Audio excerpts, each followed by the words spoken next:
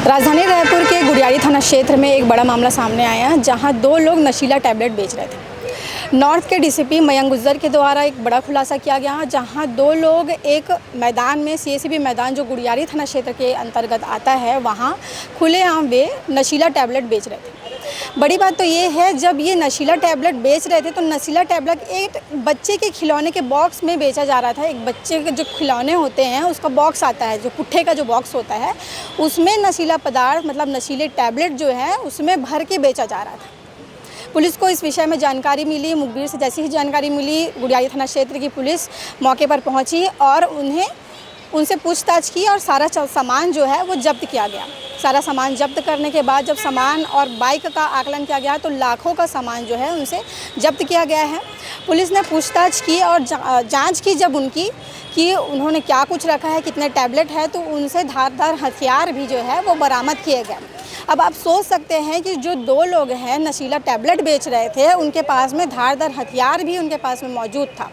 मतलब आप सोच रहे हैं कि नशा भी है और यहाँ पर धारदार हथियार भी उनके हाथ में है, तो कहीं ना कहीं ये आरोपी प्रवृत्ति के लोग जो है लगातार नशा भी बेच रहे हैं। पुलिस लगातार कार्रवाई भी कर रही है, लेकिन इनके हौसले इतने ज़्यादा बुलंद है कि रायपुर में कमिश्नरेट लागू होने के बावजूद ये अलग अलग जगह में नशे का सामान बेच रहे हैं।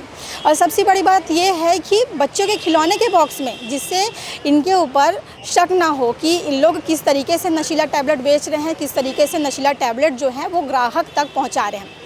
अब हालांकि अभी पुलिस ने कार्रवाई की है और दोनों लोगों को गिरफ्तार किया गया है। 600 से अधिक जो है टैबलेट बरामद किए गए हैं, बाइक भी जब्त कर ली गई है। इस विषय में जो नॉर्थ के डीसीपी हैं उन्होंने क्या कुछ कहा है उसे एक बार आप ज़रूर देखिएगा। चैनल को सब्सक्राइब करिएगा। धन्यवाद। कल गुड़ियारी पुलिस स्टेशन में सूचना है कि दो व्यक्ति सीएसबी मैदान में कुछ नशीली टैबलेटों को बेच रहे हैं और उनके पास में एक स्कूटी भी है। मामले को जो भी इंफॉर्मेशन आई थी उसकी तस्दीक करने के लिए टीम बनाकर मौके पर भेजा गया। जब टीम पहुंची तो वहां पे दो व्यक्ति सिद्धू बाग और रोहित कुमार मौके पर मिले और साथ ही साथ उनके साथ में एक मोटरसाइकिल था। जब उनकी चेकिंग की गई तो चेकिंग के टाइम पे उनके पास से एक धारदार हथियार और साथ ही साथ 676 नाइट्रोजेपाम टैबलेट्स उनके पास से जब्त हुई, जो कि वो कंसील करके रखे थे खिलौने के डब्बे के अंदर। कुल कितने टैबलेट थे और उसकी कीमत लगभग कितनी बताइए? करीबन 676 टैबलेट्स थी। इसके साथ में एक वाहन भी और कुल मिला के जो कीमत है 1,17,000। सर, इनको की बात आप लोग करते हैं, कहाँ से ला रहा था, किससे खरीदा था? और पहले भी मेडिकल कॉम्प्लेक्स में जो व्यापारी हैं उनकी भी संस्था पाई गई, क्या वहीं वहाँ से खरीदा, कहाँ से लाया? नहीं, इसके अंदर जो नेटवर्क हम लोग ट्रैक कर रहे हैं वो दूसरे स्टेट से जो ये सप्लाई आया हुआ है और जो जिस जगह से सप्लाई है उसको भी हम लोग ट्रैक करने की कोशिश कर रहे हैं। तो उम्मीद है कि हम उस नेटवर्क तक भी पहुँच के उस पर जल्दी कार्रवाई करेंगे। आपराधिक रिकॉर्ड आया था इस प्रकार की गतिविधियों पे? उनका जो रिकॉर्ड है वो चेक किया जा रहा है। जो भी जानकारी होगी आपके साथ शेयर की जाएगी। और भी आपराधिक पकड़े जाने की संभावना? जी है।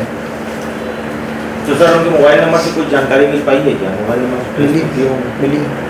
सर ये टैबलेट मिली कैसे है? मतलब क्योंकि कोई पर्ची या कोई ऐसा इतनी बड़ी तादाद में कोई भी डीलर होगा तो वो किसी को के साथ ही देता होगा, तो क्या ये कोई मेडिकल कारोबारी बन के ले देते, क्या कैसे मिल गया? देखिए, हमें जितना हम लोग पूछताछ किए हैं, जो हमें पता चला है अभी तक, ये इलीगली प्रोक्योर्ड ड्रग्स जो कि दूसरे स्टेट से आई हैं। यहाँ पे लोकल किसी शॉप का हमें उसमें लिंक्ड नेटवर्क नहीं मिला है। बाहर का नेटवर्क हमको ज़रूर मिला है, जिसके ऊपर हम लोग आगे जाके वैधानिक कार्रवाई करेंगे। सर पूछताछ में पता चला कि कब से ये घटना को ये लोग कर रहे थे, इसका तो जानकारी पिछले 1 साल से तो कर ही रहे हैं, सब बता रहा है पूछताछ। सर ये कैसे मंगवाते थे? मतलब खुद जाते थे और लेके आते थे। हाँ, उड़ीसा से लाते थे जी, जिस भी स्टेट से लाते थे। ठीक, धन्यवाद।